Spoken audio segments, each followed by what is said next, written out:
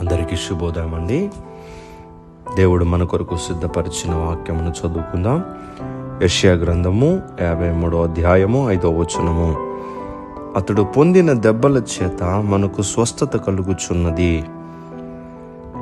ప్రియ దేవుని బిడ్డలారా, చదివినటువంటి ఈ వాక్య భాగము యేసుక్రీస్తు ప్రభువారిని గూర్చి ప్రవచనాత్మకంగా రాయబడినటువంటి మాట. ఇది యెషయా గ్రంథంలో మనము చదువుతూ ఉన్నాం.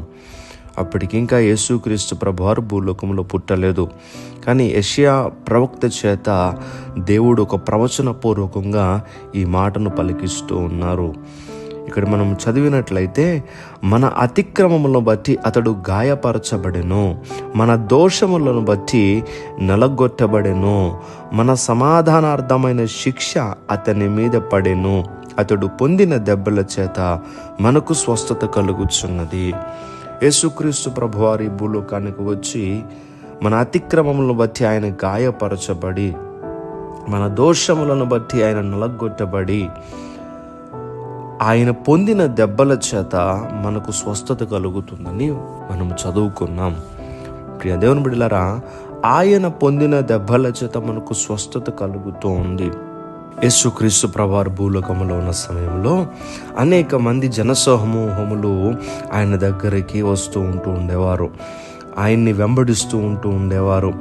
ఆయన వారిని చేర్చుకుని దేవుని రాజ్యమును గూర్చి వారితో మాట్లాడుచూ వారికి కావలసినటువంటి స్వస్థత ఎవరికైతే కావాలో అట్టి వారిని యేసుక్రీస్తు ప్రభువారు స్వస్థపరుస్తున్నట్టుగా లూకా శుభవార్త 9వ అధ్యాయం 11వ వచనంలో మనకు కనిపిస్తూ ఉన్నది.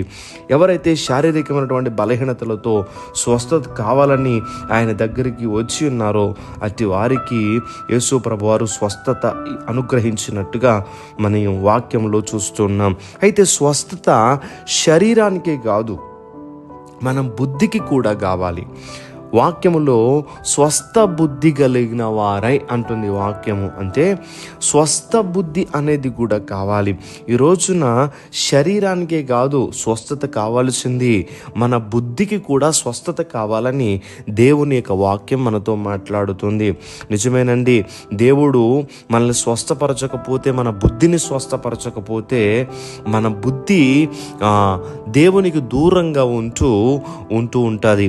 మన బుద్ధిని దేవుడు స్వస్థపరచులాగున అడగాలి. యేసు రక్తము శరీరాన్ని మాత్రమే కాదు, మన బుద్ధిని కూడా, మన మనస్సును, మన హృదయాన్ని కూడా ఆ యేసు రక్తము స్వస్థపరచగలదు.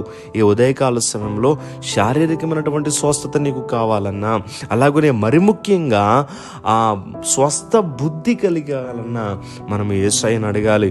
చాలామంది ఈ స్వస్థ బుద్ధి అంటే అర్థం కాదు. ప్రియ దేవుని బిడ్డలారా, మన దేవుడు మన జీవితాల్లో అనేకమైనటువంటి ఉపకారాలు చేస్తూ ఉన్నారు. ఇటీవల కాలంలో ఒకరు మాట్లాడుతూ ఎందుకు వచ్చిన బ్రతకండి అంటూ ఉన్నారు. గతించినటువంటి 3 సంవత్సరాల క్రితము ప్రాణాపాయ స్థితిలోనికి వెళ్ళినప్పుడు దేవుడు వారిని బ్రతికించారు. ఇప్పుడు ఏమంటుందంటే, సోదరి నేను బ్రతికుండి ఏం ప్రయోజనం అంటూ ఉన్నది. నేను అంటూ ఉన్నాను, మరణ సంబంధమైనటువంటి రోగముతో బాధపడినప్పుడు దేవుడు ఆ బిడ్డను స్వస్థపరిచాడు. ఇప్పుడేమంటుందంటే ఆరోగ్యం వచ్చిన తర్వాత ఎందుకండి అప్పుడు చచ్చిపోయినా బాగుండును అంటూ ఉన్నది. కొంతమంది బ్రతుకు విషయంలో వారు ఏం చేస్తూ ఉంటారంటే బాగా డిప్రెషన్లోనికి వెళ్ళిపోయి చచ్చిపోతాను, నేను చనిపోతే బాగుండును అనేటువంటి ఆలోచనలు ఆలోచిస్తూ అలా మాట్లాడేటటువంటి వారు కూడా ఉంటారు. ఈ ఉదయకాల సమయంలో నువ్వు అలా అనుకున్నావంటే దేవుడు అనేక మార్లు స్వస్థపరిచారు కదా, మరలా ఎందుకు నీకు ఆలోచన వస్తుంది? నీకు సమస్యలు ఉంటే వాటిని అధిగమించు, అంతేగాని శ్రమ దినమును కృంగిని ఎడల చేత కానివాడు అంటుంది. నేను అంటాను, ఈ ఉదయకాల సమయంలో నీ బుద్ధికి స్వస్థత వస్తే నీకు అలాంటి తలంపులు రావు. అడగండి, ప్రభువా నాకు స్వస్థ బుద్ధి ఉండయ్యా, నాకు ఇలాంటి ఆలోచనలు వస్తూ ఉన్నాయి. చాలామంది ఎలా ఆలోచిస్తారంటే, చిన్న ఎగ్జామ్ ఫెయిల్ అయిపోతే ప్రాణాలు తీసేసుకుంటూ ఉన్నారు. ఏదో చిన్న ఒక మాట అంటే ప్రాణాలు తీసుకునే వారు ఉన్నారు. ప్రియదేవుని బిడ్డలారా, అలాంటి రీతిగా ఉండకూడదు. కానీ మంచి బుద్ధి కలిగి మనం స్ట్రాంగ్ మైండ్తో మనము జీవించగలిగినటువంటి వ్యక్తులుగా ఉండాలి. ఒకవేళ నీకున్న సమస్యలను బట్టి, నీకున్న ఆర్థిక ఇబ్బందులను పరిస్థితులను బట్టి ఇలాంటి తలంపులు తలుస్తున్నావేమో, ఎప్పటికీ అలా అనుకోవద్దు. ఎందుకంటే దేవుడు మనల్ని ప్రేమించి ఈ జన్మను మనకి ఇచ్చి ఉన్నారు కనుక దేవునికి నమ్మకంగా మనము ఈ భూలోకంలో జీవించాలి. కనుక ఎప్పుడు కూడా అలాంటి ఆలోచన లేకుండా, ప్రభువా నాకు స్వస్థ బుద్ధినివ్వండి తండ్రి, నీ శరీరానికి దేవుడు స్వస్థతనిచ్చారు, అలాగే నీ యొక్క బుద్ధికి కూడా స్వస్థతను అడిగి అలాంటి తలంపులు ఎప్పుడు రాకుండా యేసయ్య రక్తము చేత మీరందరూ కడగబడుదురుగాక. దయచేసి ప్రార్థన చేసుకుందాం. సర్వాధికారి అయిన దేవా, ఈ మాటలు ప్రతి హృదయంలో ఫలింపచేయండి. ఎవరైతే బలహీనులుగా ఉన్నారో వారిని స్వస్థపరిచి వారికి మంచి ఆరోగ్యములు దయచేయండి.